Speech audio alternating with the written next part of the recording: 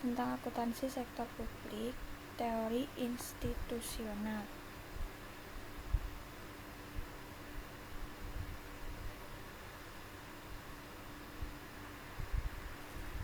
Judul penelitian kali ini adalah hubungan faktor internal institusi dan implementasi sistem akuntabilitas kinerja instansi pemerintah atau SAKIP di pemerintah daerah.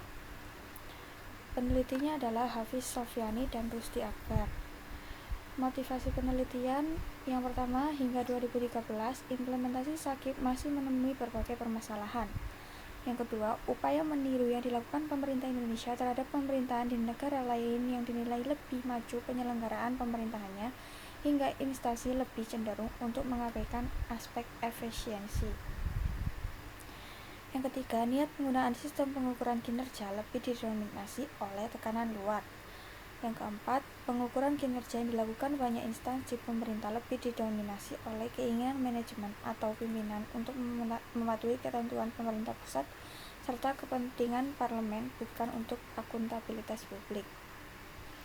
Pertanyaan penelitiannya adalah, yang pertama, apakah keterbatasan sistem informasi berhubungan negatif dengan pengembangan sistem pengukuran kinerja, akuntabilitas kinerja, dan penggunaan informasi kinerja?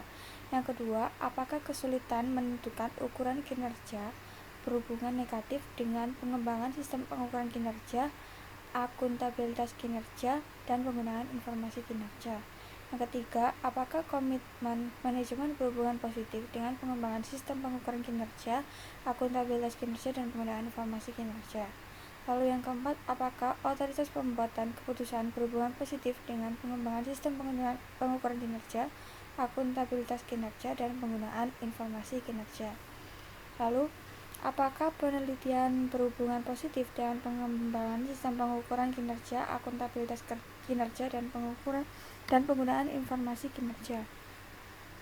Lalu yang kelima, apakah respon organisasi yang terbuka terhadap perubahan berhubungan positif dengan pengembangan sistem pengukuran kinerja, akuntabilitas kinerja, dan penggunaan informasi kinerja?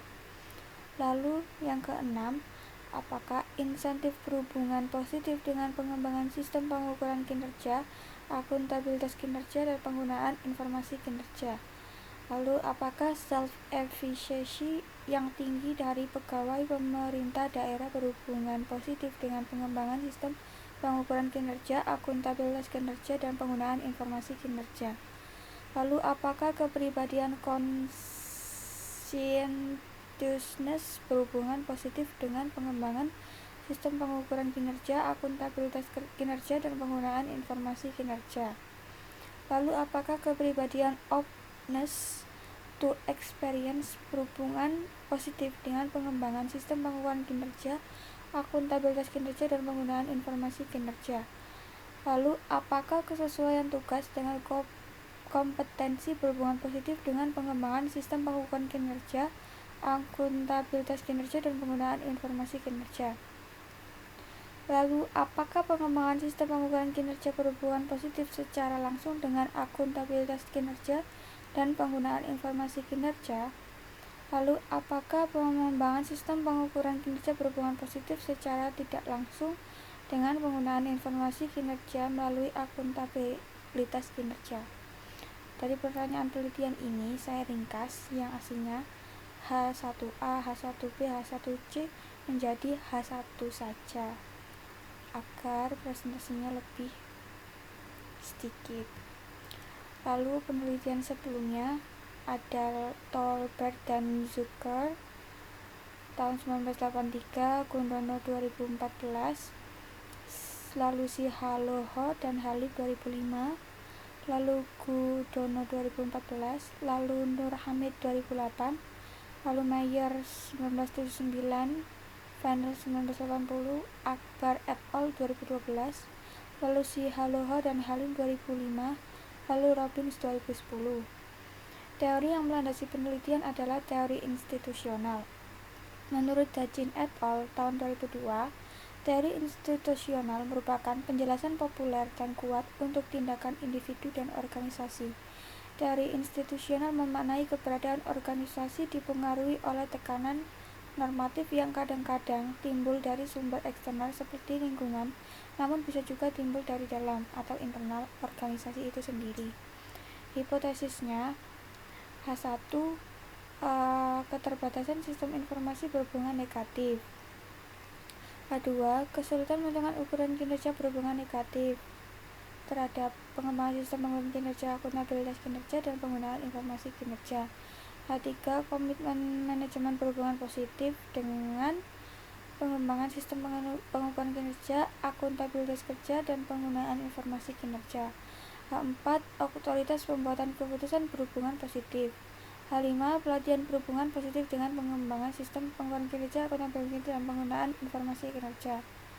H6, respon organisasi yang terbuka terhadap perubahan berhubungan positif.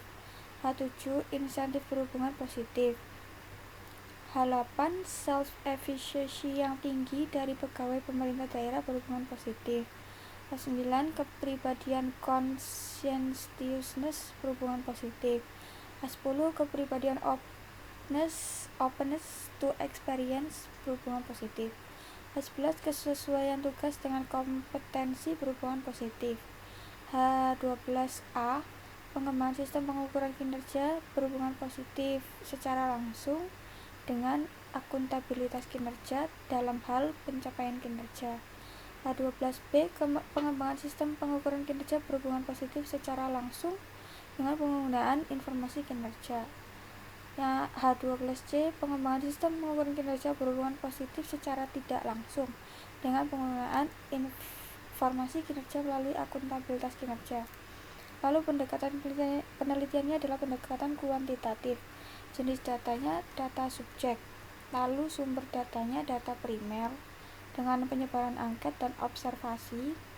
Lalu pengukuran variabelnya, variabel dependennya ada 3, yaitu pengembangan sistem pengukuran kinerja, akuntabilitas kinerja, dan penggunaan informasi kinerja. Variabel independennya ada keterbatasan sistem informasi, X2, kesulitan menentukan ukuran kinerja, X3, komitmen manajemen, X4, otoritas pembuatan keputusan, X5, pelatihan, X6, respon terhadap perubahan, X7, insentif, X8, self-efficacy, X9, conscientiousness, X10, openness to experience, X11, kesesuaian tugas dengan kompetensi. Teknik analisis datanya dalam menguji hipotesis menggunakan alat analisis partial least square atau PLS, yakni teknik structural equation modeling atau SEM berbasis varian yang secara simultan dapat melakukan pengujian model pengukuran sekaligus pengujian model struktural. Lalu keterbatasan dan saran penelitiannya adalah keterbatasannya. Yang pertama, penelitian ini merupakan hasil dari instrumen yang berdasarkan pada persepsi responden.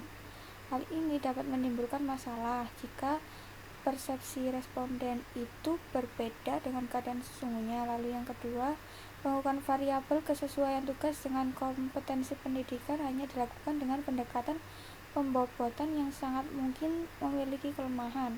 Lalu yang ketiga, penelitian ini hanya dilakukan di lingkup wilayah Jogja sehingga kurang mampu menggeneralisasi praktik-praktik pengukuran kinerja secara luas khususnya di Indonesia. Lalu penelitian ini dilakukan dengan pendekatan kuantitatif saja sehingga memiliki kekurangan dalam menangkap isu fenomena isomorfisme dalam implementasi sakit di Pemda.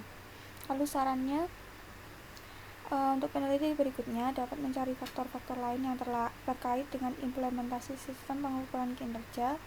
Lalu disarankan untuk dilakukan di Pemda selain lingkup DIY atau bahkan memperluas wilayah penelitian hingga ke seluruh Pemda di Indonesia. Lalu melakukan perbaikan untuk instrumen pengukuran variabel sesuai tugas dengan kompetensi pendidikan. Lalu penggunaan riset campuran sangat disarankan bagi penelitian berikutnya karena dengan menggunakan teknik ini maka hasil yang diperoleh dapat digali lebih dalam khususnya terkait fenomena isomorfisme dalam implementasi sistem pengukuran kinerja pemerintah.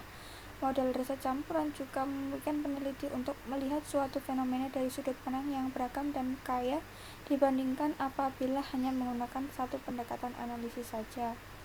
Lalu, judul penelitian yang baru sesuai dengan keterbatasan penelitiannya adalah hubungan karakteristik pegawai pemerintah daerah dan implementasi sistem pengukuran kinerja perspektif isomorfisme institusional. Demikian presentasi dari kelompok kami. Assalamualaikum warahmatullahi wabarakatuh.